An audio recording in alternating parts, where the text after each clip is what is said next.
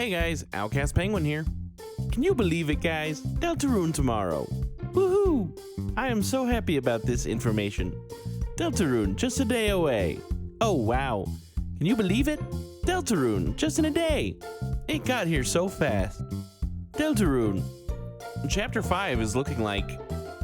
Well, okay, we don't technically have a lot of info yet, but there is a Flowey attack pattern, and pink and gold together mean a heck of a lot when paired in this game. So whatever it is, it's definitely gonna be big.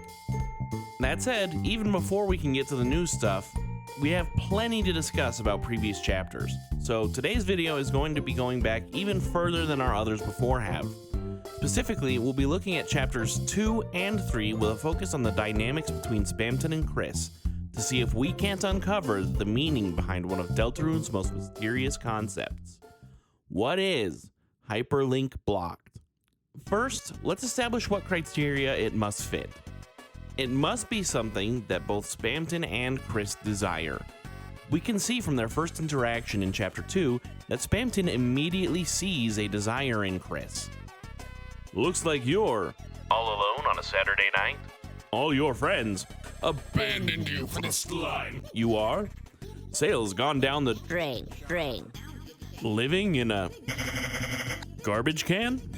Well, have I got a Special deal for lonely hearts like you. If you've lost control of your life, then you just gotta grab it by the silly strings. Why be the Little sponge that hates its $4.99 life when you could be a big shot. Big shot! That's right.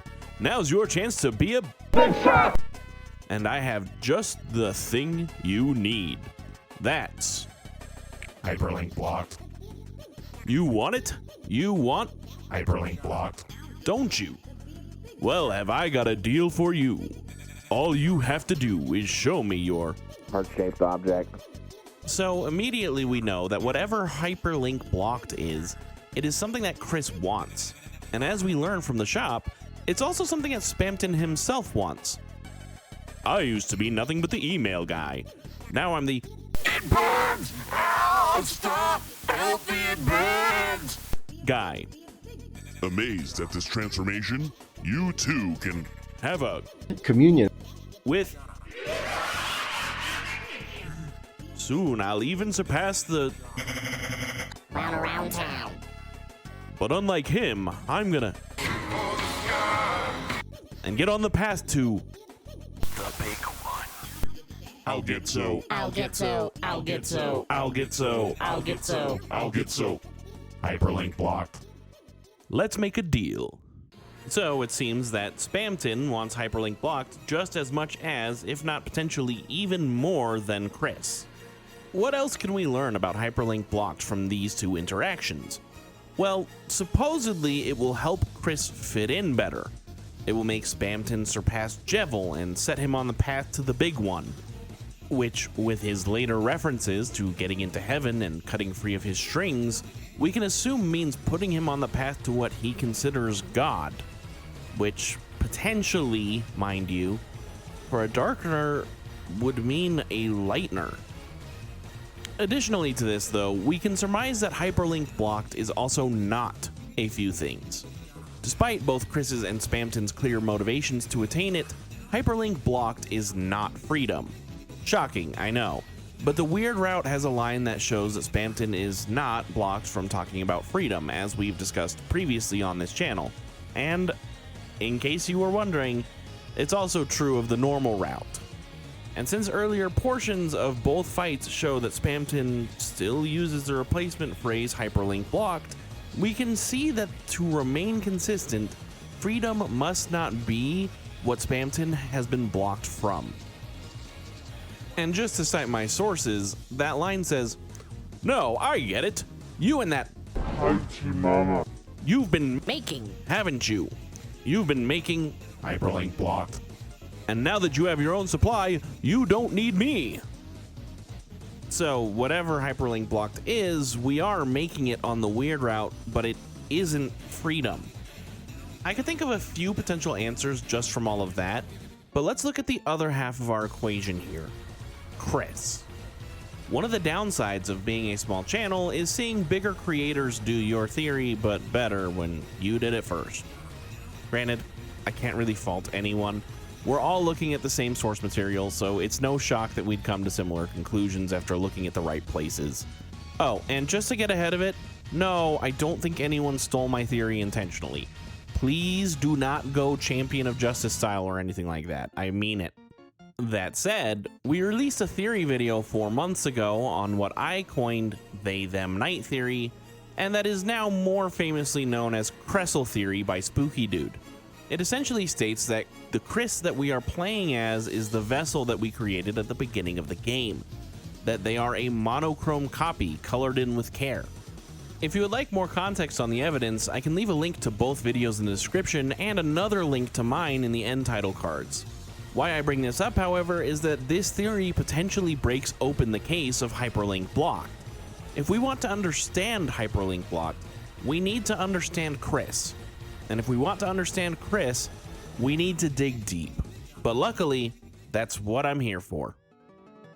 I won't go too in depth on the egg room stuff. I've already done that in the other video that I plugged.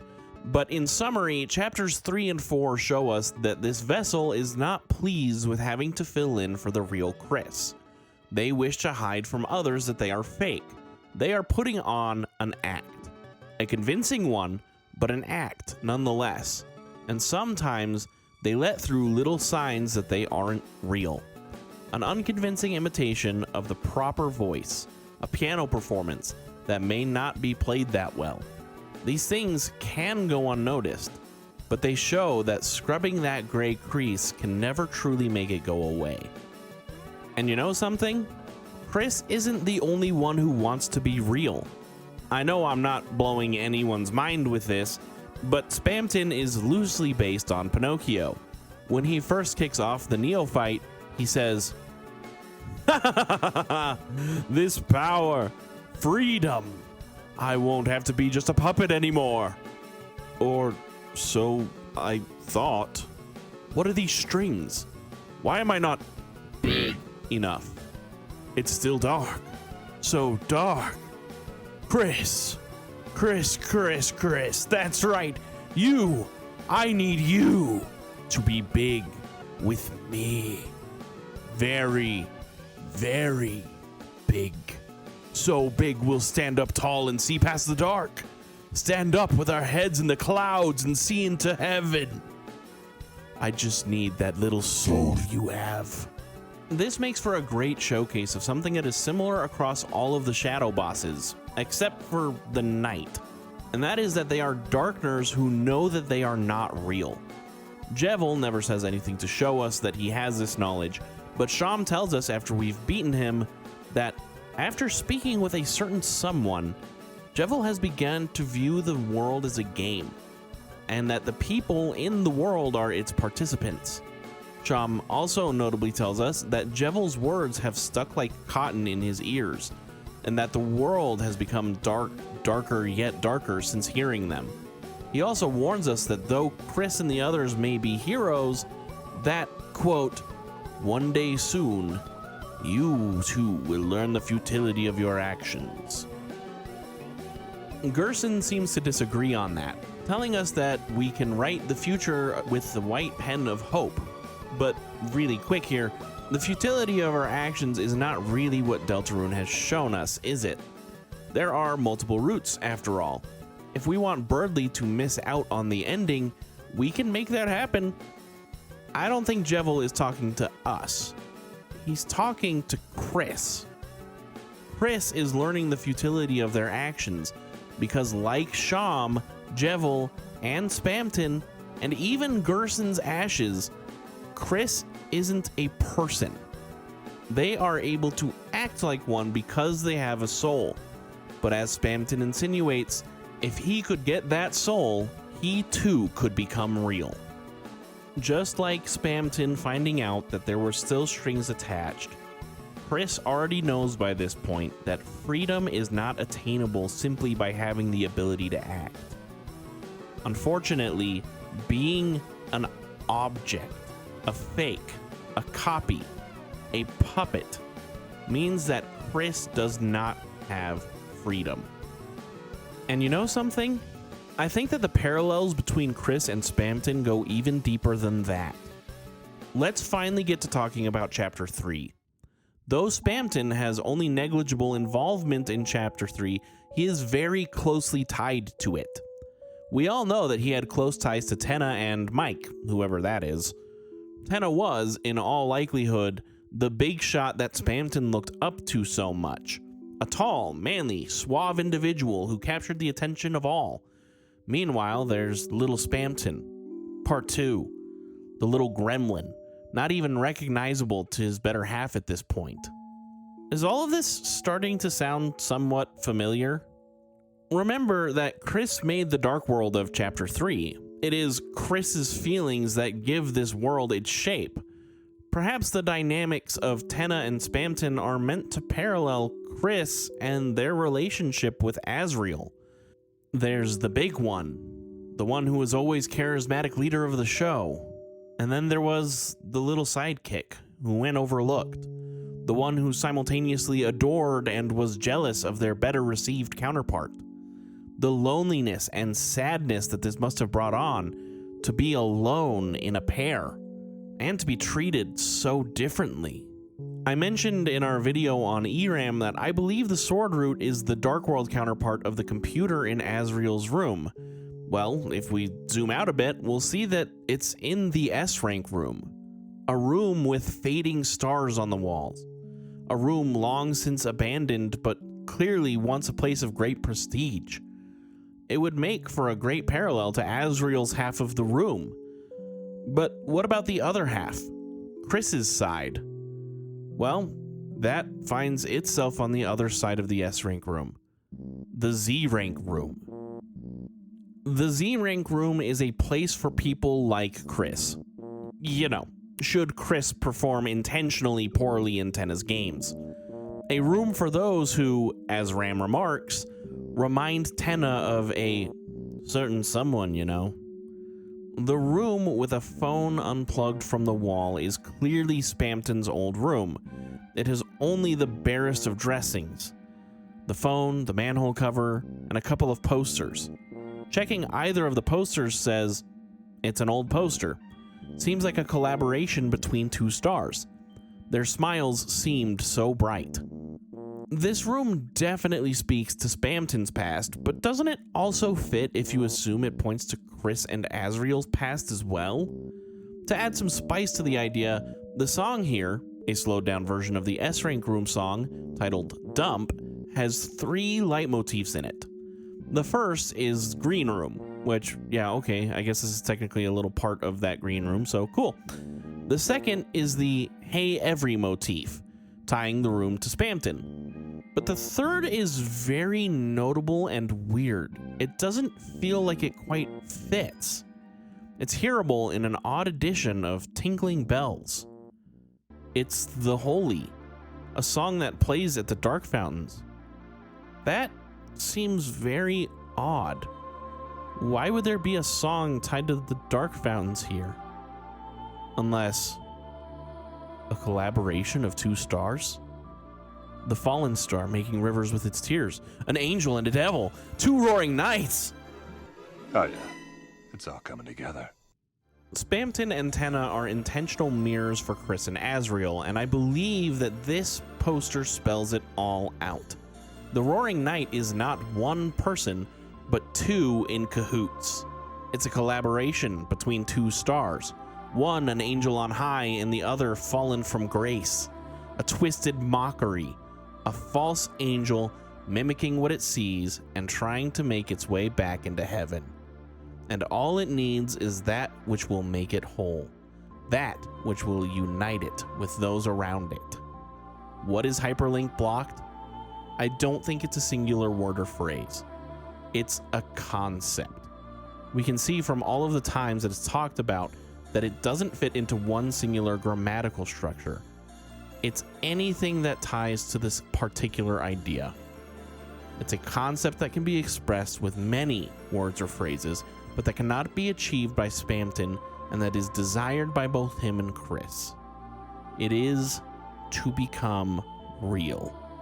to ascend to a higher plane. Spamton wishes to see above the dark and peer into heaven. His heaven is the light world. He wants to be a real boy, to have a soul that lets him escape the confines of the dark world and to maintain his will in the light. Chris can see that plane. They can see what it is to be real, but they cannot have it. Scrub though they might, they can never wash it all away. They are a goner, a copy filled with a soul, a life that shouldn't be. And I think Spamton is aware of this. Does anyone know off the top of their heads how Spamton actually refers to Chris? He calls Chris Little Sponge. A sponge is a device that we use to hold things that are too small, formless, or in similar ways difficult to hold. Call me crazy, but I personally think that Spamton is calling Chris a sponge because Spamton knows that Chris was designed to hold the soul. This begs the question though. When Chris and Noelle are making Hyperlink Blocked in Chapter 2, what is it that the two of them are actually making? Well, for starters, I think that maybe it isn't Chris at all.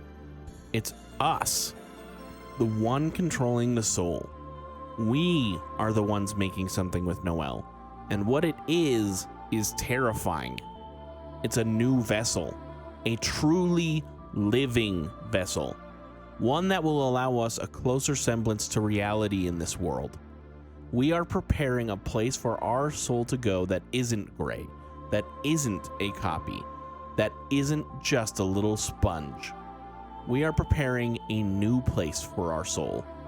And this is why Chris hates us even worse on the weird route, despite being a copy and not having a true connection to Noelle.